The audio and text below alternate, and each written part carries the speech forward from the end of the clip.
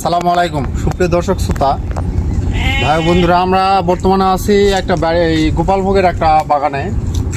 তো এই গোপালভোগের বাগানে প্রচুর আম আছে। এই বাগানটা পুরাটাই নুরুল ইসলাম অ্যান্ড সন্স ওনার সাজেশনেই পুরা বাগানটাই তৈরি হয়েছে। তো আমের সাইজ মাশাআল্লাহ খুবই ভালো আছে। তো আমাদের বর্তমানে তো আমের রাজ্য সাপাহার পোরশা, আমরা এখন পোরশাতে অবস্থান করতেছি। তো সর্বপ্রথম যে আমটা নামানো হয় বা আমটা যেটা আমরা খাই, খুব সুস্বাদু একটা আম, সেটা হচ্ছে গোপালভোগ। সর্বপ্রথম এই আমটাই নামে গোপাল আম, গোপালভোগ ল্যাংড়া আম, এই আমটাই সর্বপ্রথম নামে। তো আমরা এই বাগানে আসার পরে দেখি একটা পাকা আম একটা পাইছি। তো দর্শক, পাকা আমটা আমি খাচ্ছি এটা, এবং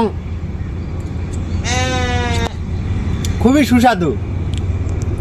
সুস্বাদু আম।